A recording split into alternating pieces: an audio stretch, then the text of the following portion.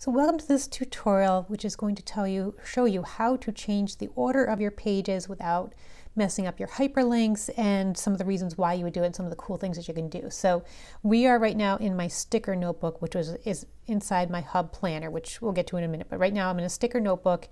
And so let's say that, here am I swiping through. These are, so if you can see, it's banners. Here's banners, corners, here's corners. And then I have this Valentine's page. And again, these are just personal use stickers that I've kind of thrown into a book just for demonstration purposes. So let's say it's February and you want to have your Valentine's stickers really handy. So right behind the cover, you want to have your Valentine's stickers, but it's really the fourth tab. So if you were just going to swipe, instead of clicking, if you felt like swiping, you would have to swipe through these other two pages in order to get to page number 4. So let's say you don't want to do that. You want this page to be right behind your cover. So in order to do that, you want to go here to your thumbnail tool, right? So here's the page that we're talking about, and we want it to be behind this page. So you probably already know that you can click and you can drag. But here is the cool thing. So let's close that down. So here is our cover, right? Here's this page that we wanted to have front and center.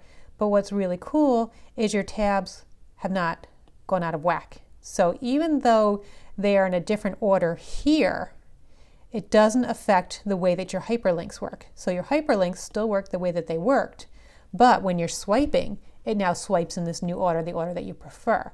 So I think that's just really cool because it allows you to, number one, put things that are more of a priority in easier reach. So in this case, if it's February, which is what it is right now, as I'm recording this, I can have my Valentine stickers very handy. I don't have to go searching for them. So you could create like a favorites page and just keep popping in different stickers, and they'd always be behind your cover, regardless of where you might have pulled them from as far as a tab. So if your tab was way over here and you wanted whatever was on this page to be right behind your cover, you would just go back to this tool and manipulate and pull any page you wanted behind your cover. Your tabs will stay intact. So where are some of the things where this might come into play? So if you're somebody who uses the Hub notebook system, which is what I use, and this is what you're in right now, this is my living document that I use. So if I were to go to, so let's say my planner, and let's say I'm in here and it's February, and I really, for some reason, I really want to focus on menus, and they're up here in my meals, right? But for some reason, I just want to be able to tab through February and come right into my menus. So I could do that and go here. And here is, here's the page we were just looking at, right? So you can see the hearts. I don't know if I can show you that right now, but you can see there's hearts and there's the flag. And let's say I want my menus to be right behind it. I can just click, oops, I'm in the select, I don't want to be in select.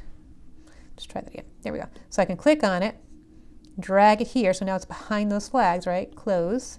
So here's that page with the flags.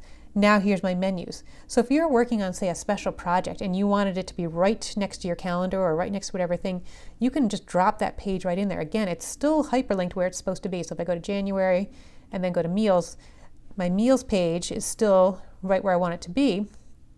Actually, in this case, it's not because it's not hyperlinked. I apologize. But when I go back to February, there's that meals page. So if you have a project page that you want to keep handy, this won't affect your tabs at all. You can drop and you can move that page around. And if any time you're like, okay, I'm done with that, I want my meals to go back to where they were, they can go back, close, go back to meals, and there it is, right? So you can move pages around. The hyperlinks will always stay on this main page. So your hyperlinks won't change. Even though you're moving your pages around, these will all still work regardless of the order. So you can drop in a special project. So if you had some miscellaneous things, let's drop her right where we want her, right? So miscellaneous, there's this little picture. For some reason we wanted her to be right after those pictures. We can do that. Close. So now she's right behind this page with the flags and the hearts. But if I click miscellaneous, she's still there. It's just the swiping order has become different.